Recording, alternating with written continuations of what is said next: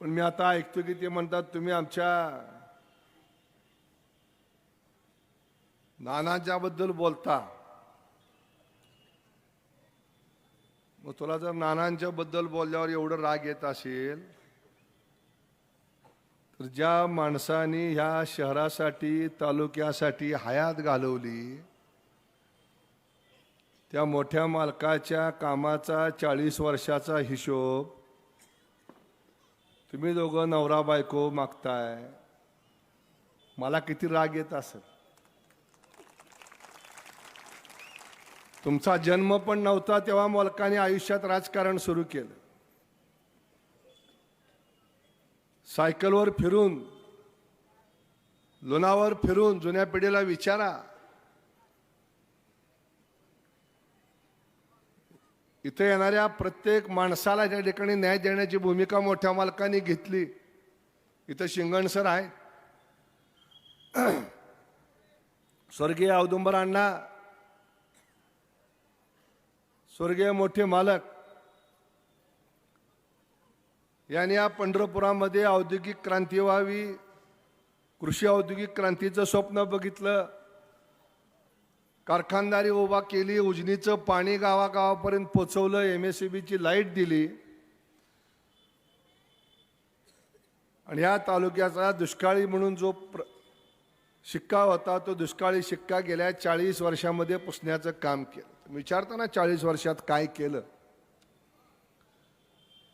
1978च्या सालात कारखाना सुरू झाला. 75 साली कारखान्याचं रजिस्ट्रेशन होतं. त्यावेळेस या तालुक्यात 1.25 लाख टन एवढा सुद्धा ऊस उपलब्ध नव्हता. तहसीलदार सर्टिफिकेट देत नव्हते. ज्या तालुक्यात 1 लाख 1.25 लाख टन ऊस उपलब्ध नव्हता त्या तालुक्यामध्ये आज 40 लाख टन ऊस तयार होतोय. 20,000पेक्षा अधिक एकर द्राक्ष लागवड होती, डाळिंबाची लागवड होती. जी मार्केट कमिटी 1 कोटी 2 कोटीच्या पुढे नसायचं ती आज 500-550 कोटी रुपयाचा टर्नओव्हर करते. 2,500 कोटी रुपयापेक्षा अधिकचं उत्पन्न शेतीमधनं या तालुक्यात तयार होतं. ह्या तालुक्यात ह्या पंढरपूर शहरामध्ये 1995 सालापर्यंत आपल्या भागातल्या टोपली संडासामधली विष्ठा आमच्या मेहतर समाजाच्या माता भगिनी पुरुष मंडळी डोक्यावरनं आणि हातगाड्यातनं वाहून नेत होत्या. या गावामध्ये एकही रस्ता डांबरी त्या काळात नव्हता. एक थोडा कुठला तरी असेल, कॉलेजचा रस्ता आणि हा रस्ता. तर सगळीकडे कच्चे रस्ते होते. गावागावामध्ये कचरा कुंड्या असायच्या. सगळीकडे सांडपाणी व्हायचं ओढ्यानं नाल्यानं. रस्त्यावरती लोक शौचाला बसलेली असायची. जसं एखादं खेडं असतंय तसं हे पंढरपूर होतं. पण तुम्हाला हे माहीत नाही कारण तुम्ही तेव्हा पाळण्यामध्ये होता. अशा या शहराला रूप देण्याचं काम स्वर्गीय मोठ्या मालकांनी 40 वर्ष आपल्या आयुष्यातली खर्ची घातली. 1965 साली पहिल्यांदा मालक या राजकारणामध्ये आले आणि 65 सालापासून 2020 सालापर्यंत जवळजवळ किती वर्ष झाली. ती 35 आणि 20 55 वर्ष या गावातला या तालुक्यातला व्यापारी असेल, शेतकरी असेल, मजूर असेल, कामगार असेल, या सगळ्याकरता या ठिकाणी काम करण्याची भूमिका घेतली. तुम्हाला या गावचा काही संबंध नाही काय नाही. तुम्ही जर माझ्या चुलत्याची 40 वर्षाला मला विचारायला लागला मग मी बोलल्यावर तुम्हाला करळ का लागतंय. अख्खी हयात त्या माणसाने या शहरासाठी घालवली. आम्ही आत्ता राजकारणात आहे 10-15 वर्षात 20 वर्षात. काय होतं या पंढरपूर शहरामध्ये. तुम्ही म्हणता तुम्ही काय केलं. 1995 साली या जुन्या पंढरपूरची सगळी ड्रेनेज व्यवस्था तयार केली. 15 कोटी रुपये आदरणीय पवार साहेब तेव्हा मुख्यमंत्री होते आणि 26 किलोमीटरची ड्रेनेज लाईन अनिल नगरच्या त्या कोपऱ्यापासून इकडं भक्ती मार्गापर्यंतचा हा सगळा जुना पंढरपूरचा भाग या ठिकाणी संडास टोपली संडास मुक्त करण्याचं काम त्यावेळेस मालकाने हातात घेतलं. 2005 साली दुसरा टप्पा केला. 37 कोटी रुपये खर्चून 60 किलोमीटर तिसरा टप्पा केला. मी 2016ला विधान परिषद सदस्य झाल्यानंतर देवाभाऊंकडनं पैसे आणले 68 कोटी रुपये आणि जवळजवळ 80 किलोमीटरचा वरचा उपनगरातला टप्पा ह्या ठिकाणी केला. तुम्हाला सगळ्याला माझी विनंती आहे तुमच्या माध्यमातून या सगळ्या पत्रकारांच्या माध्यमातून नागरिकांना ही पंढरपूर नगरपालिका फक्त तुमच्या घरपट्टीवरती आणि पाणीपट्टीवरती काम करते. 13 कोटीची घरपट्टी आहे, 6 कोटीची पाणीपट्टी आहे. या शॉपिंग सेंटर दुकानाच्या भाड्यात मिळणारे 1.5 कोटी रुपये 20-21 कोटी रुपये खर्च या उत्पन्न या नगरपालिकेचा आहे. 6 कोटी रुपये तुम्हाला जे घरात पाणी दिलं जातं त्याचं लाईटचं बिल आहे. घरातनं सांडपाणी जे वाहून जातं त्याचं लाईटचं बिल आहे. ड्रेनेज स्वच्छ करायचं आणि ड्रेनेजचं पाणी शुद्ध करून नदीत सोडायचं 2.5 कोटी रुपये. 400 किलोमीटरचे रस्ते या शहरात त्या रस्त्यावरच्या दिवाबत्तीचं लाईट बिल आहे 2.25 कोटी रुपये. कच्चं पाणी नदीच्या पात्रातनं आपण उचलतो त्याचं बिल आहे 2 कोटी 2.25 कोटी रुपये. तुमच्या आणि माझ्या घरात सकाळी जो रोज कचरा तयार होतो घंटागाडीतनं आपण नेतो, किती कचरा होतो या शहरामध्ये रोज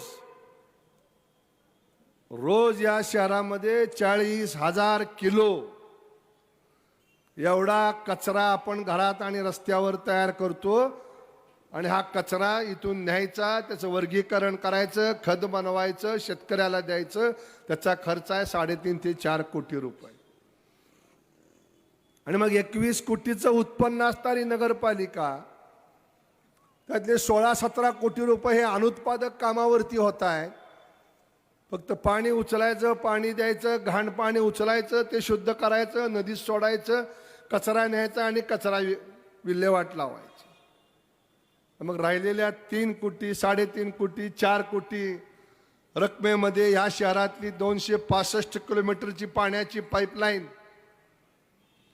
या शहरामध्ये 260 किलोमीटरच्या आसपास असणारी ड्रेनेजची लाईन, या शहरामध्ये असणारी 300-350 किलोमीटरच्या रस्त्याचं रिपेअर मेंटेनन्स, ही सगळी कामं नगरपालिका 3 ते 4 कोटी रुपयामध्ये करते.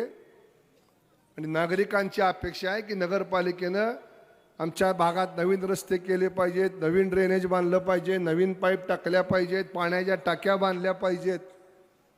निश्चितपणे ही अपेक्षा रास्त आहे. पण नगरपालिकेच्या जवळच जर उत्पन्न नसेल तर नगरपालिका ही कामं कशातनं करणार. नगरपालिकेच्या कामगाराचा वर्षाचा पगार आहे 55 कोटी रुपये. नगरपालिकेच्या तिजोरीत शिल्लक राहतात 4 कोटी, पगार आहे 55 कोटी. तरी नगरपालिका तुम्हाला चांगले रस्ते, चांगलं पाणी, चांगली ड्रेनेजची व्यवस्था, उद्यानं, स्विमिंग टँक, नाट्यगृह हे सगळं तुम्हाला देतंय. हे कशाच्या जीवावर देतंय? ते आमच्या जीवावर देत नाही. कारण नगरपालिकेच्या पाठीमागं ह्या राज्यामधली शासन नावाची व्यवस्था आहे. आता दादाने सांगितलं की 900 कोटी रुपयाची कामं या तालुक्यात चालू आहेत. 150 कोटी रुपये या विठ्ठल मंदिराला पुनर्वैभव देण्याकरता सरकारनं दिले. या शहरामध्ये 25 किलोमीटरचे रस्ते 157 कोटी रुपये नगरपालिकेला दिले. या शहरातली जी पाण्याची व्यवस्था आहे की जी 1970च्या आसपास झाली, स्वर्गीय औदुंबरांना आमदार असताना, त्या व्यवस्थेला आज जवळजवळ 65 वर्ष होत आलीत. 65 ते 75 वर्ष 65 वर्ष होत आली. ती व्यवस्था भविष्य काळामध्ये कधीही आपल्याला धोका देऊ शकते.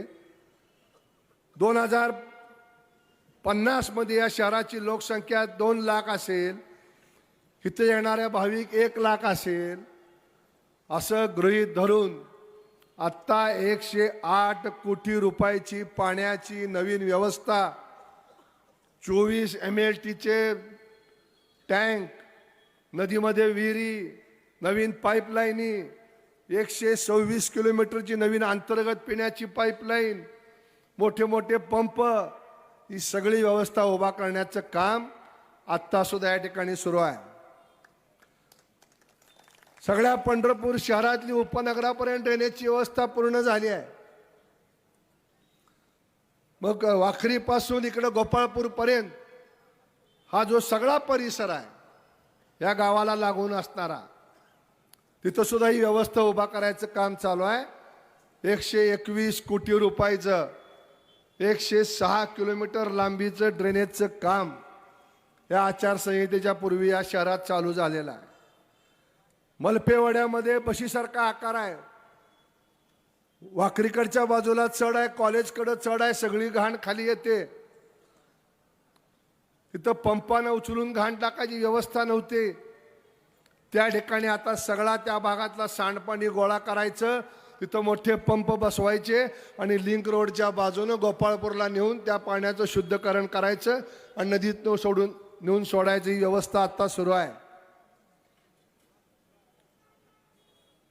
25 रस्ते आपण घेतले कॉन्क्रीटचे, ते तुम्हाला दिसत नाहीत. तुम्हाला फक्त धूळ दिसती. काय त्यांचं म्हणणं आहे, धूळमुक्त पंढरपूर आणि दहशतमुक्त पंढरपूर. तुम्हाला फक्त धूळ दिसते आहे, झालेली कामं दिसत नाही. एवढी मोठी कामं या शहरामध्ये गेल्या 40 वर्षात झालेली आहेत. या शहरातल्या पाण्याची फक्त एक टाकी होती आणि दुसरी टाकी होती तर या शेजारच्या राका हॉस्पिटलच्या इथं आणि बडव्या हौदावरनं हे गाव पाणी प्यायचं. 1990 सालापर्यंत या शहराची पाण्याची व्यवस्था ही महाराष्ट्र जीवन प्राधिकरणाकडे होती. नगरपालिकेला त्यामध्ये काही अधिकार नव्हता. 1995 साली अरुण गुजराती साहेब असताना मोठ्या मालकांनी ही व्यवस्था नगरपालिकेच्या ताब्यात घेतली आणि आज तुम्हाला 18 पाण्याच्या टाक्यामधून रोज 30 दशलक्ष लिटर एवढं पाणी तुम्हाला आज या शहराला पुरवलं जात आहे. मी असं म्हणणार नाही की 100% झालंय, कुठेतरी असेल, एखाद्या गल्लीत पाणी येत नसेल, एखाद्या गल्लीमध्ये कुठतरी चेंबरचा प्रॉब्लेम असेल, ड्रेनेज कुठतरी बॅक मारत असेल, याच्यावरती अहोरात्र ही नगरपालिका काम करते, सफाई कामगार काम करतात. 2005 सालापर्यंत, 6 सालापर्यंत, 10 सालापर्यंत या गावामध्ये सगळ्या कचऱ्याच्या कुंड्या असायच्या, त्याच्यावरती डुकरं, गाढवं, जनावरं, कुत्री फिरायची. तुम्ही आज जाऊन बघा, ती सगळी व्यवस्था तयार करत आणलेली आहे. गावातल्या कचऱ्या कुंड्या नष्ट करायचं काम झालंय आणि हा सगळा कचरा रोजच्या रोज उचलून काशेगावला नेलं जातोय. दिसत नाही तुम्हाला? 2016 साली तुम्हाला अहवाल दिला होता, ह्याच व्यासपीठावरनं काय कामं करणार आहेत, यातली 80% कामं पूर्ण झालीत. या शहरात रस्ते उभा करू, रस्ते उभारण्याचं काम सुरू आहे. या शहरातली जड वाहतूक बंद करू, रिंग रोडचं काम सुरू आहे. आज आनवलीवरून निघालेला माणूस जर सोलापूरला जायचं असेल तर त्याला शिवाजी चौकातनं अर्बन बँकेवरनं सोलापूरला जावं लागतं जड वाहनाला. आज आनवलीपासून काशेगाव, टाकळी, कोर्टी, पंत चौक, वाखरी, तिथं गुरसाळे, कवठाळी, गुरसाळे, आडीव, देगाव 70% रिंग रोडचं काम पूर्ण झाले. या अहवालात मी दिलं होतं तुम्हाला, रेल्वेवरती ओव्हरब्रिज बांधायचा प्रयत्न करू. आज सरगम चौकापाशी आपण ओव्हरब्रिज बांधायचा प्रयत्न केला आहे, चालू आहे काम. तर ही महाशय काय म्हणते, अर्बन बँकेत जाण्यासाठी ओव्हरब्रिज बांधा लागला. काय अवस्था आहे तिथल्या गल्लीची. थोडा जरी पाऊस पडला, पाणी साठलं तर वाहनाला पलीकडे जाता येत नाही. आणि या रेल्वेच्या ट्रॅकमुळे ह्या शहराचे 2 भाग झाले. एक जुनं पंढरपूर रेल्वेच्या खालचं आणि एक नवं पंढरपूर, मग ह्याला कनेक्टिव्हिटी पाहिजे का नाही पाहिजे? जगात तुम्ही बघताय सगळीकडे ओव्हरब्रिज व्हायला लागलेत. मुंबईत किती व्हायला लागले, पुण्यात किती व्हायला लागले. मग हे पुढचं 25 वर्षाचं दुखणं वाढण्यापेक्षा आत्ताच वेळेवर इलाज केला पाहिजे, म्हणून आम्ही ही कामं हातात घेतली. नामदेव महाराजांच्या कार्यक्रमाला मुख्यमंत्री आले. ह्या रस्त्यावरून जाताना साहेबांना म्हणलं, साहेब मला इथं एक ओव्हरब्रिज पाहिजे. ते म्हणजे राज्य सरकारकडे पैसे नाही, आपण केंद्राकडनं देऊया. आज टाकळी चौकात ओव्हरब्रिजचं काम रेल्वेच्या वर चालू आहे. आज आपल्याला अहिल्यादेवी चौकातनं ओव्हरब्रिजचं काम पुढं करायचं आहे. सरगम चौकातनं नदीच्या पलीकडे जाण्याकरता नदीवरती एक नवीन ब्रिज सेंट्रल PWD मधनं मंजूर करून आणलेला आहे समाधान दादानी. समाधान दादाने त्या ठिकाणी एक नवीन सेंट्रल ब्रिज मधनं आणले त्यांच्या निधीमधनं. आज या ठिकाणी शेगाव तुम्हाला ते गोपाळपूर या ठिकाणी नवीन ब्रिज उभा करायचं काम सुरू आहे. आणि ही सगळी कामं या शहरामध्ये गेल्या 40 वर्षात स्वर्गीय मोठ्या मालकांच्या नेतृत्वाखाली आम्ही केलेली आहे.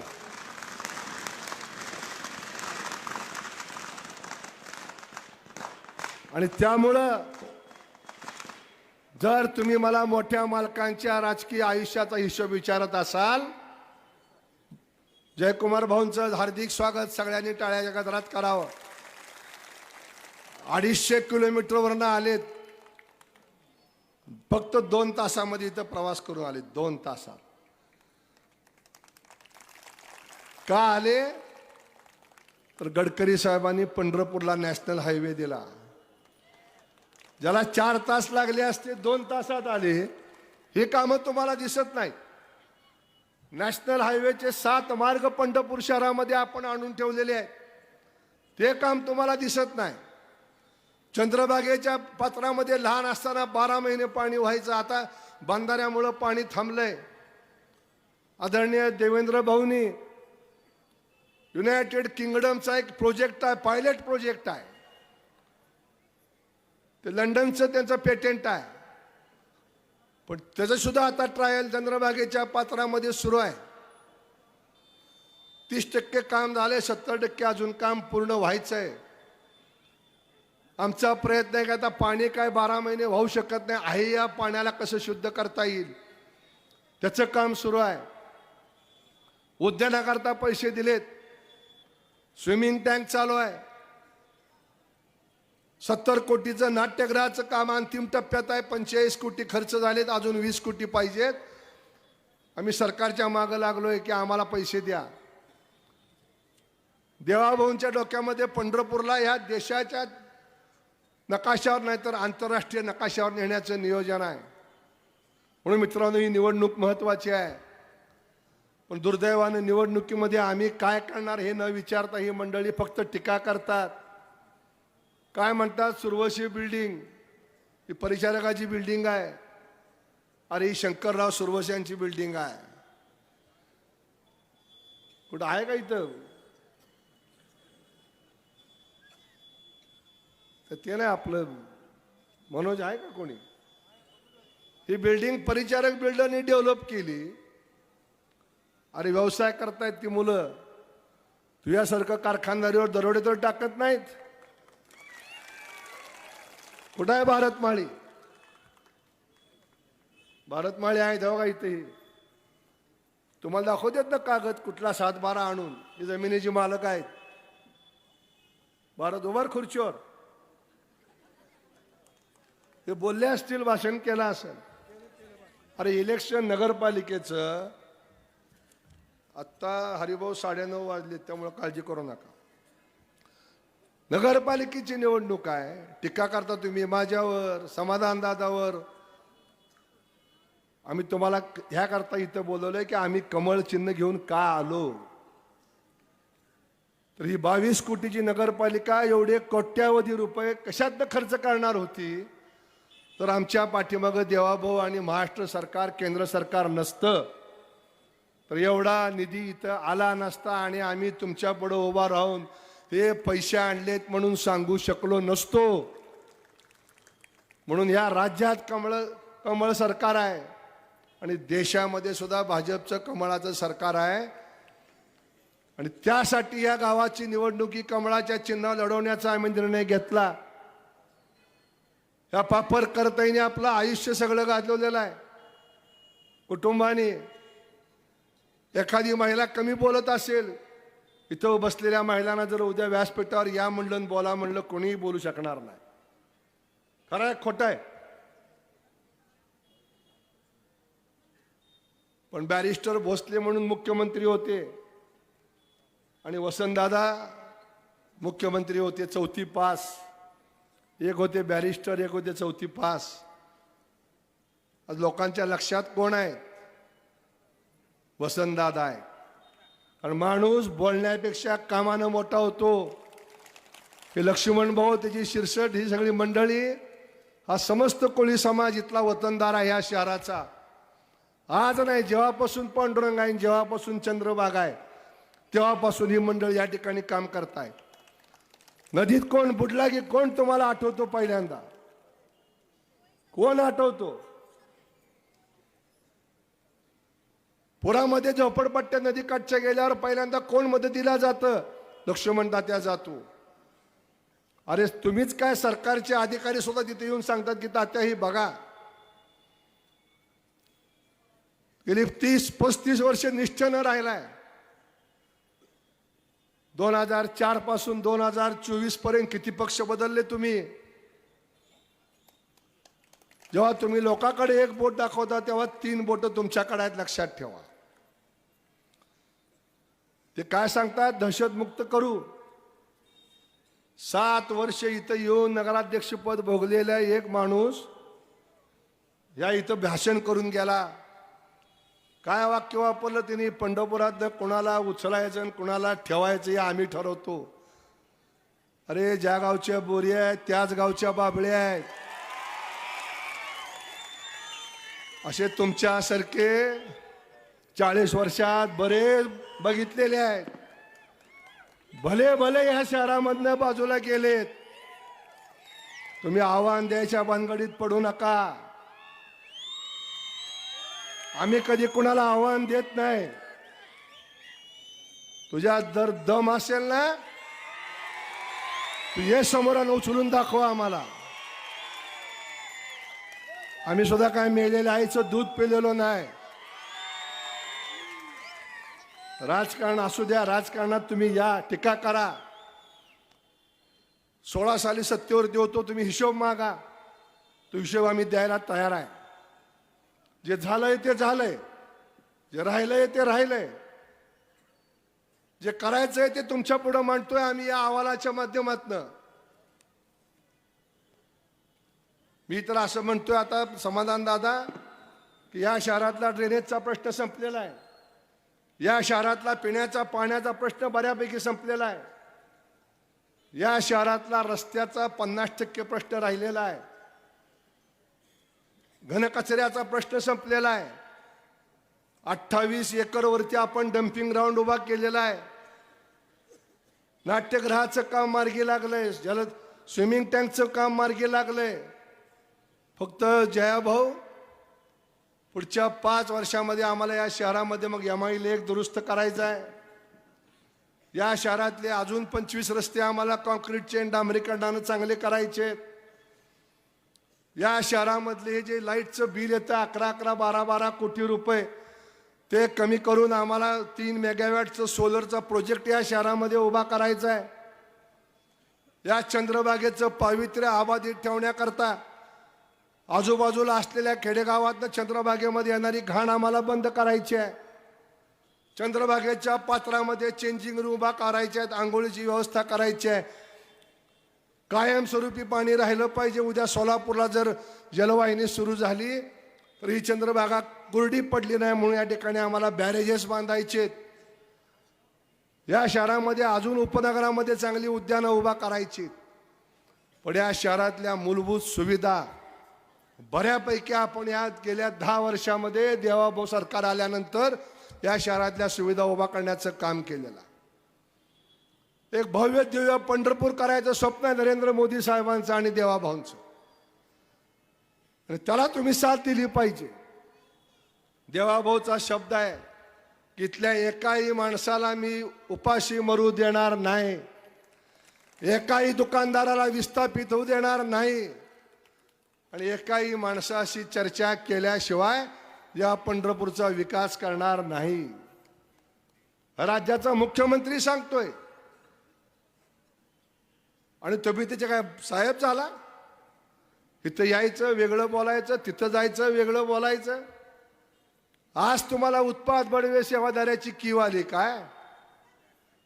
आणि जेव्हा पांडुरंगाच्या देवळातून गेल्यावर तुमचे घरचे काय म्हटले? साखर वाटली या शिवाजी तीर्थावरती. आनंद साजरा केला, फटाकडे उडवले, उत्पाद बडवे गेले म्हणून. आणि आज तुम्ही सांगता की उत्पाद बडव्यांवरती खूप मोठी वाईट परिस्थिती आली.